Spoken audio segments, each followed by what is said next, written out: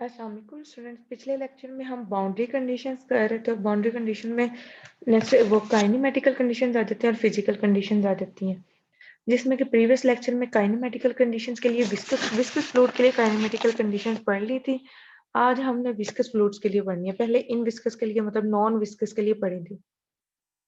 अब boundary condition जो होती क्या है, सबसे पहले जो बाउंड्री मतलब कि फ्लूइड जो है वो मूव कर रहा है किसी भी सरफेस में के साथ। फॉर एग्जांपल वो किसी ट्यूब के थ्रू मूव कर रहा है, किसी बर्तन के अंदर है। तो ये जो चीजें हैं बाहर मतलब जिनके अंदर फ्लूइड कंटेन कर रहा है, वो बाहर वाली जो चीजें हैं वो उसकी बाउंड्री कहलाती हैं। किसी भी चैनल के अंदर, किसी ट्यूब के अंदर, ये ट्यूब चैनल वगैरह जो है ये फ्लूइड की बाउंड्री बनाते हैं। तो इन पे कुछ कंडीशंस अप्लाई होती हैं। वो कंडीशन है लास्ट लेक्चर में हमने नॉन विस्कस फ्लूइड के लिए पढ़ी थी। आज हमने विस्कस फ्लूइड के लिए बाउंड्री कंडीशन पढ़नी है। अब नॉन विस्कस फ्लूइड के लिए बाउंड्री कंडीशंस क्या थी कि उनके नॉर्मल कंपोनेंट जो होते हैं वेलोसिटी के, वो जीरो होते हैं। ठीक है। रिलेटिव वेलोसिटी के भी नॉर्मल कंपोनेंट जीरो हो जाते हैं और सरफेस वेलोसिटी के भी नॉर्मल कंपोनेंट जीरो होते हैं। वो जीरो क्यों होते हैं? क्योंकि सरफेस से कोई भी फ्लूइड जो है वो बाहर नहीं मूव करता। मतलब फॉर एग्जांपल कोई भी सरफेस है ना, यहाँ पे ये कोई भी सरफेस है, ठीक है, ये कोई भी रिजिड सरफेस है। तो इसके अंदर यहाँ पे जो फ्लूइड है वो इस सरफेस को क्रॉस नहीं करेगा, मतलब इस सरफेस ये बाहर इस साइड पे नहीं आ सकेगा, ठीक है। तो इसलिए उसके जो नॉर्मल कंपोनेंट होते हैं वेलोसिटी को वो जीरो होते हैं। अब नेक्स्ट यहाँ पे हम विस्कस फ्लूइड्स के बारे में पढ़ा है, तो यहाँ पे ये होगा कि इसके हम नॉर्मल को डिस्कस नहीं करें, नॉर्मल कंपोनेंट इसमें भी जीरो होंगे क्योंकि फ्लूइड जो है वो एक सरफेस में से बाहर नहीं निकलेगा। क्योंकि हमने रिजिड सरफेस ली है और वो सरफेस ऐसी ली है कि उसमें से फ्लूइड ना तो बाहर से अंदर आ सके और ना ही अंदर से बाहर जा सके, ठीक है। अब यहाँ पे इस केस के अंदर विस्कस फ्लूइड्स के लिए जो फ्लूइड वेलोसिटी के टेंजेंशियल कंपोनेंट्स है ना वो जीरो नहीं होंगे। क्यों? क्योंकि उसकी एक तो उसकी वेलोसिटी स्लिप्स की वजह से, फ्लूइड स्लिप की वजह से, और दूसरा ये कि उसकी विस्कोसिटी की वजह से, विस्कोस, ठीक है। जो उसके टेंजेंशियल कंपोनेंट है वो जीरो नहीं होंगे। अब यहाँ पे दो वर्ड्स यूज हुए हैं, एक स्लिप्स, ठीक है, और एक नो स्लिप। स्लिप का मतलब होता है फ्लूइड जो है वो स्लिप कब करेगा बाउंड्री से, जब सरफेस की और फ्लूइड की वेलोसिटी जो है वो सेम होगी, देन फ्लूइड स्लिप नहीं करेगा, हम वहां पे बोलेंगे कि नो स्लिप, ठीक है। जब फ्लूइड की और सरफेस की जो वेलोसिटी जो होती है वो डिफरेंट होगी, देन फ्लूइड जो है वो स्लिप करेगा, ठीक है ना। क्योंकि जब वेलोसिटी डिफरेंट होगी तो उसकी सरफेस साथ साथ मूव नहीं करेगी, दोनों आगे पीछे मूव करेंगे। तो तब हम कहते हैं ये स्लिप बाउंड्री कंडीशंस है। तो अब यहाँ पे जो कंडीशन होल्ड करेगी वो क्या है? Both liquid and gases satisfy the condition which states that the tangential component of fluid velocity, जो फ्लूइड वेलोसिटी की टेंजेंशियल कंपोनेंट है वो इक्वल होंगे tangential component of velocity of surface. जैसे इन विस्कस के लिए था कि normal component of fluid velocity equal होंगे normal component of surface velocity के। सिमिलरली विस्कस में टेंजेंशियल कंपोनेंट इक्वल होंगे, ठीक है। अब पहला केस बनता है अगर सरफेस जो है वो रेस्ट पे हो। जब सरफेस जो है वो रेस्ट पोजीशन पे होगी देन उसकी वेलोसिटी जीरो हो जाएगी, ठीक है ना। यहाँ पे देखिए अगर हम वेलोसिटी फ्लूइड की वेलोसिटी को v से डिनोट करते हैं और उसकी जो टेंजेंट डायरेक्शन है सरफेस की उसको हम t से डिनोट कर रहे हैं। अब ये सरफेस के ऊपर जो टेंजेंट है वो है, और जो सरफेस की वेलोसिटी है उसको अगर हम u से डिनोट करें, u डॉट t, ठीक है। अब यहाँ पे ये u जो है वेलोसिटी है सरफेस की, v वेलोसिटी है फ्लूइड की, और t जो है वो टेंजेंट है सरफेस के ऊपर। तो ये मल्टीप्लाई होकर ये टेंजेंशियल कंपोनेंट बनेगा फ्लूइड वेलोसिटी का, और ये टेंजेंशियल कंपोनेंट बनेगा सरफेस की वेलोसिटी का। तो जब हमने जो सरफेस है जब रेस्ट पोजीशन पे लेते हैं कि अगर सरफेस जो है वो रेस्ट पे हो, मूव नहीं कर रही, देन उसकी ये जो वेलोसिटी है u ये किसकी इक्वल हो जाएगी? ये इक्वल टू जीरो हो जाएगी। और यहाँ से हमारे पास ये रिलेशन आ जाएगा कि v dot T is equal to zero, ठीक है। उसके बाद अगर हम सरफेस लेते हैं जो कि मूवेबल हो, मूव कर रही हो फ्लूइड के साथ साथ, देन ये यू जो है वो जीरो नहीं होगा। और फिर यहाँ से जो रिलेशन बनेगा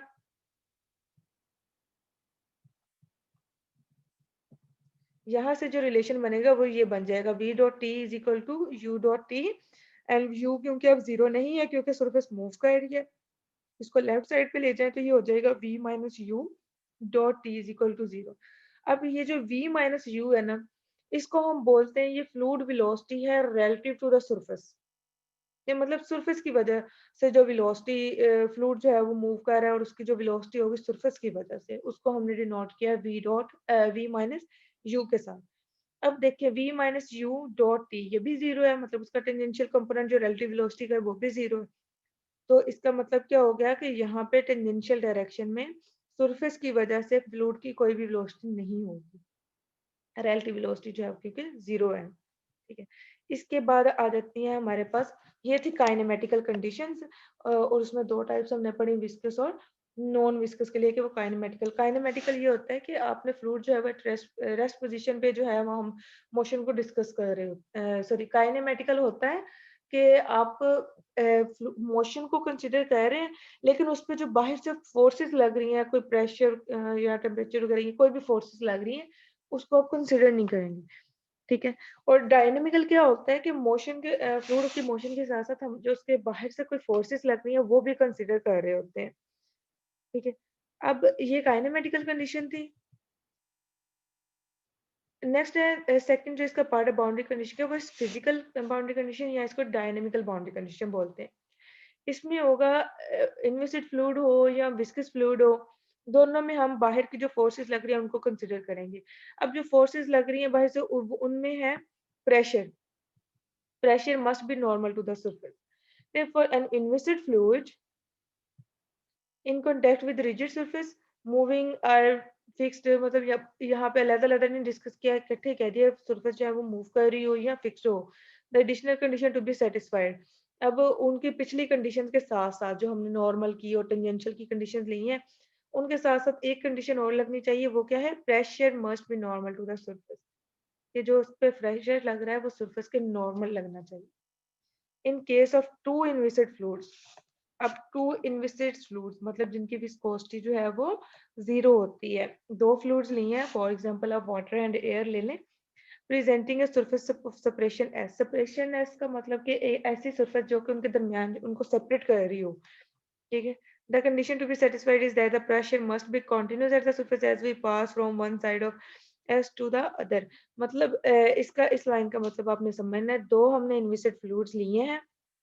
ठीक है, यहाँ से बताते हैं, यहाँ पे नेक्स्ट डायग्राम बनी हुई है, दो हमने इनविसिड फ्लूइड्स लिए हैं। ठीक है, एक ये जो एस है ये सरफेस ऑफ सेपरेशन है।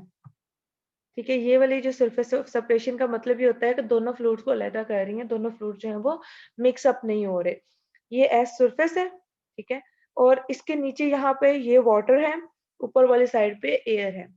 अब कॉन्टिन्यूस प्रेशर का मतलब क्या है कि यहाँ पे जो प्रेशर लग रहा है, यहाँ पे फॉर एग्जांपल इस सरफेस पे जो प्रेशर लग रहा है वही इसकी दूसरी साइड पे भी होना चाहिए, मतलब सरफेस के इस साइड पे जितना नॉर्मल प्रेशर लग रहा है दूसरी साइड पे भी उतना ही होना चाहिए। ठीक है, ये हमने दो नॉन विस्कस फ्लूइड लिए हैं, एक एयर और वाटर जो है नॉन विस्कस फ्लूइड्स की एग्जांपल्स हैं। Remember that a natural boundary or surface of separation exists between two immiscible fluids. Immiscible जो आपस में हल ना हो सके, जैसे वाटर एंड एयर है, ये आपस में हल नहीं हो सकते, ये डिफरेंट है, और कहते हैं इसमें एक नेचुरल बाउंड्री, नेचुरली तौर पे एक बाउंड्री होती है जो इनको मिक्सअप नहीं होने देती। इसी तरह से एक बाउंड्री होती है ऑयल एंड वाटर के दरमियान, कि ऑयल जो है वो वाटर के ऊपर वाली सतह पे तैरता रहता है, उसमें मिक्सअप नहीं हो रहा होता। इसी तरह से विंड ब्लोइंग ओवर वाटर और बबल थ्रू अ लिक्विड, ये सारी जो है वो दो ऐसे फ्लूइड्स हैं जो कि आपस में हल नहीं होते और इनमें नेचुरल बाउंड्री एग्जिस्ट करती है। Next, in case of two viscous fluids, viscous fluids में क्या होगा, नॉर्मल प्रेशर, नॉर्मल स्ट्रेस को प्रेशर बोलते हैं, एंड टेंजेंशियल स्ट्रेस मतलब उसके टेंजेंशियली टेंजेंट की डायरेक्शन में जो भी प्रेशर लग रहा होगा, must be continuous at the surface of separation. अब ये कंटिन्यूअस का मतलब भी सेम वही चीज है कि एक साइड से अगर आप दूसरी साइड पे मूव कर रहे हैं ना, फॉर एग्जांपल यहाँ से इस सरफेस से ऊपर की तरफ मूव कर रहे हैं, तो प्रेशर सेम रहे, ऐसा नहीं होना चाहिए कि यहाँ पे प्रेशर और हो ऊपर वाली साइड पे प्रेशर और हो। Thus, if one fluid has a normal stress sigma II and a tangential stress sigma ij, At the surface of the patient, the second fluid must have the same normal and tangential stress. ये mathematically ये जो अभी आपको चीजें बताई हैं उन्होंने mathematically बता दिया है कि जो स्ट्रेस मतलब वाटर पे है वही एयर का होना चाहिए। शेयर स्ट्रेस या ये नॉर्मल स्ट्रेस है। हाँ, इसको आई से डिनोट किया गया है और आई जे वाले को टेंजेंशियल बोलते हैं। तो वाटर का और एयर का इक्वल होना चाहिए। ये वाटर का क्या होगा, यहाँ पे अगर हम इस सरफेस पे हैं नीचे वाली साइड पे है तो यहाँ पे ये वाटर पे जो स्ट्रेस लग रहा है और ऊपर वाली साइड पे एयर पे लग रहा है, ठीक है। तो ये दोनों इक्वल होने चाहिए। इसी तरह से ये एयर बबल्स और वाटर की एग्जांपल है। एयर बबल्स है उनके दरमियान जो स्ट्रेस होगा या जो प्रेशर होगा वो बाहर वाले वाटर के इक्वल होगा। नेक्स्ट हमारे पास आ जाती है बाउंड्री सरफेस। बाउंड्री सरफेस क्या होती है, ऐसी सरफेस जो कि सेम फ्लूइड पार्टिकल्स को कंटेन करती है, मतलब उसके पार्टिकल जो है वो चेंज नहीं हो रहे। कोई भी सरफेस है, कोई सिलेंड्रिकल है, कोई ट्यूब है, उसमें जितने फ्लूइड पार्टिकल्स उसकी बाउंड्री पे हैं, फॉर एग्जांपल यहाँ पे हम कोई भी अगर अगर ट्यूब ले लेते हैं, ठीक है, तो उसकी यहाँ पे ये जो बाउंड्री है इस पे जो फ्लूइड पार्टिकल जो हम एक टाइम पे होंगे वही कुछ टाइम गुजरने के बाद भी उस पे ये पार्टिकल्स होंगे, ठीक है। तो उससे हम बोलते हैं बाउंड्री सरफेस। नेक्स्ट आ जाते हैं कंडीशन फॉर द सरफेस। अब ये कोई भी सरफेस है, हमने सरफेस की कंडीशंस पहले पढ़ी हुई हैं, वेक्टर टेंसर में भी पढ़ी हैं, वैसे भी पढ़ी हैं कि F of x Y ji T ये इज इक्वल टू जीरो, ये कोई भी सरफेस की इक्वेशन है, ठीक है। इस सरफेस को बाउंड्री कंडीशन बाउंड्री सरफेस कब बोलेंगे, मतलब हम फ्लूइड्स को पढ़ रहे हैं ना, फ्लूइड्स में कोई ना कोई बाउंड्री सरफेस होती है, तो ये कोई भी सरफेस है। अब कहते हैं कि ये किस कौन सी कंडीशन हम इस पे अप्लाई हो या कौन सी कंडीशन ये सेटिस्फाई करे ये सरफेस, तो अब इसको बाउंड्री सरफेस कहेंगे। बाउंड्री सरफेस हम पहले पढ़ चुके हैं जो कि सेम बाउंड्री सरफेस क्या है, a surface is called a boundary surface if it always consists of the same fluid particle, ठीक है। तो अब हम देखते हैं इसमें कंडीशन क्या है। नेक्स्ट हमने कंडीशन पढ़नी है इस सरफेस के लिए कि कौन सी कंडीशन इस सरफेस पे अप्लाई हो तो इसको हम बाउंड्री कंडीशन कह सकते हैं, ठीक है। अब आप कंसीडर कर लेते हैं कोई भी बाउंड्री सरफेस, हमने इसको कंसीडर किया है पहले ही, बाउंड्री सरफेस कंसीडर कर लिया है, उस पर कोई पॉइंट ले लिया है। फॉर एग्जांपल इस सरफेस के ऊपर F of x Y ji T के ऊपर हमने एक पॉइंट पी लिया है। अब वो पॉइंट किस तरह का होगा, फॉर एग्जांपल यहाँ पे ये कोई बाउंड्री है और इसके ऊपर यहाँ पे कोई फ्लूइड मूव कर रहा है, ठीक है।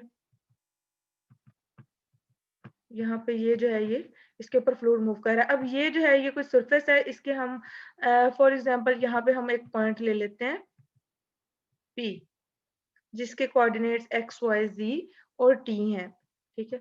और ये कौन सी सरफेस है, एफ एफ जो कि इस कंडीशन को सेटिस्फाई करती है कि F of x Y ji T is equal to zero, ये सरफेस है और उसके ऊपर कोई फ्लूइड मूव कर रहा है।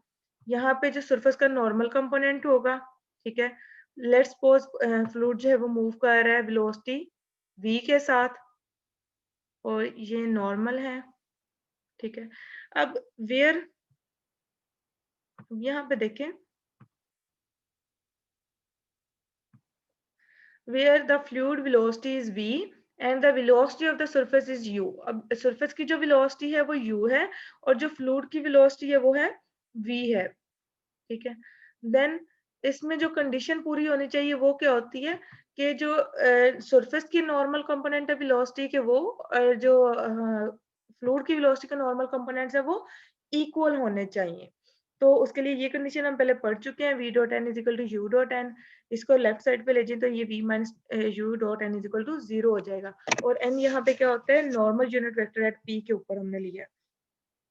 अब क्योंकि ये सरफेस f है, एक तो हमने ये ड्रॉ कर लिया जिसको एन से डिनोट किया है, दूसरा होता है कि जो मैथमेटिकली हम ड्राइव कर रहे होते हैं कि एफ सरफेस का नॉर्मल यूनिट वेक्टर किस तरह से हम फाइंड करते हैं, हम एफ को डेल्टा से मल्टीप्लाई कर देते हैं। यहाँ के कि एफ के ऊपर हम डेल्टा ऑपरेटर जो है वो अप्लाई करें तो जो वेक्टर आएगा वो होगा नॉर्मल यूनिट वेक्टर, ठीक है। तो since delta F is a vector normal to the surface one, therefore अब दोनों क्योंकि दोनों एन जो है वो भी सरफेस के ऊपर नॉर्मल वेक्टर है, वो पॉइंट पी के ऊपर है, ठीक है। और डेल एफ जो है वो भी नॉर्मल वेक्टर है उसके ऊपर सरफेस के ऊपर। देन ये दोनों वेक्टर्स क्या होंगे, ये पैरेलल होंगे और पैरेलल की क्या कंडीशन होती है कि एक वेक्टर दूसरे के स्केलर मल्टीपल के इक्वल होता है, n is equal to k del f, ये पैरेलल वेक्टर की कंडीशन हो गई। ये यहाँ पे k जो है कोई स्केलर क्वांटिटी है, कोई कांस्टेंट है। फ्रॉम इक्वेशन 2 एंड 3 इस n की वैल्यू को आप यहाँ पे पुट कर दें तो k जो है दूसरी साइड पे जाके 0 हो जाएगा और v डॉट डेल f हो जाएगा minus u dot del f, और ये दूसरी तरफ ले जाएंगे तो v dot del f is equal to u dot del f आ जाएगा। ठीक है, अब एक पॉइंट P हमने लिया हुआ है यहाँ पे, इसी सरफेस के ऊपर दूसरा पॉइंट Q ले ले। अब हम बाउंड्री सरफेस की कंडीशन पढ़ चुके हैं कि ऐसी सरफेस जो कि सेम मतलब फ्लूइड पार्टिकल्स को कंटेन करे उसको हम बोलते हैं बाउंड्री सरफेस। ठीक है, अगर हमने यहाँ पे P पॉइंट लिया है, वो सरफेस की सरफेस को इक्वेशन को सेटिस्फाई करता है, मतलब हमने P लिया ना x y z t, तो यहाँ पे f के जो कोऑर्डिनेट्स होते हैं वो भी x y z t होते हैं। अगर हम इसी सरफेस के ऊपर यहाँ पे कोई पॉइंट ले लें Q, इसी सरफेस के ऊपर अगर हम कोई पॉइंट ले रहे हैं Q at after time delta t, उसके कोऑर्डिनेट्स हैं x plus del x, y plus del y, z plus del z and t plus delta t। ठीक है, इन टाइम डेल्टा t, तो ये भी उसी सरफेस की कंडीशन को लाजमी सेटिस्फाई करेंगे, मतलब कि इस पॉइंट के लिए भी ये सरफेस की कंडीशन होल्ड करेगी f of x plus del x, y plus del y, z plus del z and t plus delta t जो है वो इक्वल टू 0 होगा। ठीक है, अब ये जो इक्वेशन नंबर 5 आई है, इस इक्वेशन नंबर 5 के ऊपर आपने लगानी है टेलर सीरीज। टेलर सीरीज किस तरह से लगती है, यहाँ पे ऊपर देखें, यहाँ पे f of x plus del x हो तो टेलर सीरीज क्या कहती है, f of x plus x minus X naught, या डेल्टा x आ जाता था, सॉरी डेल्टा x आएगा यहाँ पे, delta x into f dash of x। ठीक है, मतलब टेलर सीरीज क्या होती है, f of x plus delta x equal to f of x plus delta x into f dash of x plus delta x square over 2 factorial f double dash of x and so on. ठीक है, अब यहाँ पे वो एक variable में होती है, यहाँ पे 3 वेरिएबल्स में आ गई है। अगर 3 वेरिएबल्स में भी है तो सेम कंडीशन है, पहले पे f ऑफ x, x की जगह पे x y z आ जाएगा। ठीक है, x y और z आ जाएगा। सेकंड में यहाँ पे डेल्टा एक्स आ रहा है, डेल्टा एक्स क्या होता है, बेसिकली डिफरेंस होता है दो पॉइंट्स के दरमियान एक्स माइनस एक्स नोट। ये जो वैल्यू है ऊपर लिखी हुई, ये किसकी वैल्यू है, डेल्टा एक्स की। ठीक है, तो यहाँ पे आ जाएगा डेल्टा एक्स एक, अब यहाँ पे साथ में हमने लिखा ना एफ डैश ऑफ एक्स, तब था एक वेरिएबल, अब 3 वेरिएबल्स आ रहे हैं तो हम पार्शियल डेरिवेटिव लेंगे, पहले एक्स के रिस्पेक्ट से ले लेंगे, फिर वाई के, फिर जी के रिस्पेक्ट से। ये देखें, ये आ गया, पहले एज इट इज फंक्शन आ गया, जैसे एफ ऑफ एक्स आता है, ये f of x Y ji t आ गया, फिर partial f by partial x, क्योंकि वहां पे हम सिंगल डेरिवेटिव ले रहे हैं, एक ही वेरिएबल है, यहाँ पे 3 है तो पार्शियल डेरिवेटिव आएंगे और साथ में डेल्टा एक्स आ गया, फिर वाई के रिस्पेक्ट से डेरिवेटिव डेल्टा वाई आ गया, जी के रिस्पेक्ट से डेरिवेटिव और डेल्टा जी, फिर टाइम के रिस्पेक्ट से डेरिवेटिव और डेल्टा टी आ गया। ये जस्ट हमने फर्स्ट ऑर्डर तक कंसिडर किए हैं, नेक्स्ट सेकंड ऑर्डर क्या आते हैं वो कंसिडर नहीं किए यहाँ पे। इक्वेशन 1 और 6 को from equation 1 and 6 we get, one equation कौन सी थी, उसमें ये था कि एफ एफ एक्स वाई जी टी जो है इक्वल टू 0 होता है, तो यहाँ पे वैल्यू पुट की 0, तो ये इक्वेशन आ गई हमारे पास। अब इस पूरी इक्वेशन को अब डेल्टा टी पे डिवाइड कर दें, डेल्टा टी पे डिवाइड करने के बाद ये इसको एज इट इज लिखा रहने दिए, और ये दो टर्म्स मल्टीप्लाई हो रही हैं, यहाँ पे सेम टर्म्स ये मल्टीप्लाई हो रही है ना, इनको डॉट प्रोडक्ट में लिख दिया है, delta X over delta T I plus delta Y by delta T, इनका डॉट प्रोडक्ट लेंगे तो अगेन यही इक्वेशन बन जाएगी।